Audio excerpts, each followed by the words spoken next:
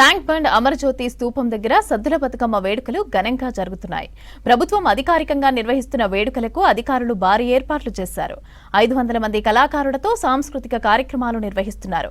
అమరజ్యోతి స్తూపం నుంచి tank bund Bathukamma ghat వరకు 700 బతుకమ్మలతో భారీ ర్యాలీ నిర్వహిస్తున్నారు మహిళలు.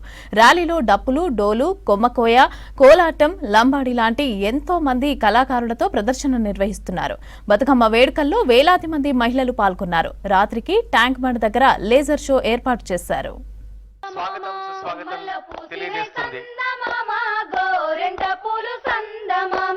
ఆకుల్లో పూసినై సందమామ, రుద్రాక్ష పూలు సందమామ. ఆకుల్లో పూసినై సందమామ, రుద్రాక్ష పూలు సందమామ. పువ్వులన్నీ గోసి సందమామ, బుట్టల్లో నింపి సందమామ. పువ్వులన్నీ గోసి సందమామ, బుట్టల్లో నింపి సందమామ. వచ్చనే వరలక్ష్మి సందమామ, ఆడుతూ పాడుతూ సందమామ. వచ్చనే వరలక్ష్మి సందమామ, ఆడుతూ పాడుతూ సందమామ. బంగారు పల్లెంలో సందమామ, పేర్చనే బతుకమ్మ సందమామ.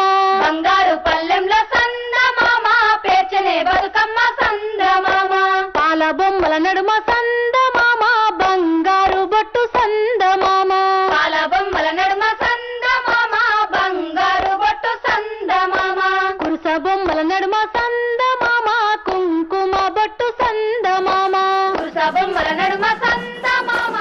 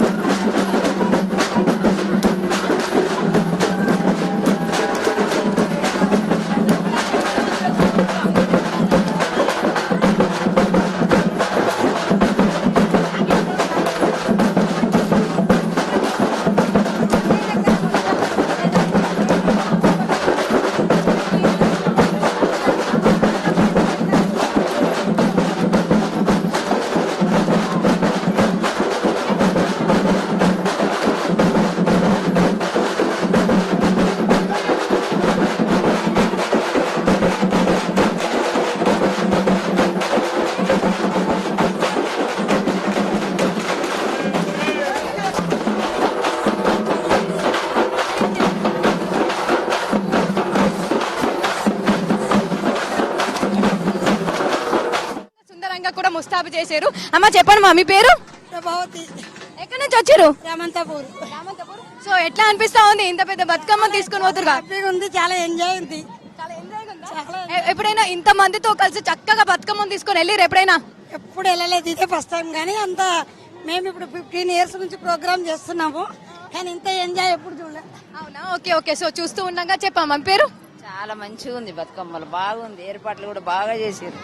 చాలా చాలా ఆనందం ఉంది. సో చూస్తుండగా ప్రతి ఒక్కరు కూడా ఏర్పాట్లు ఎంతో బాగున్నాయి, ఎంతో చక్కగా ఉన్నాయని చెప్తా ఉన్నారు.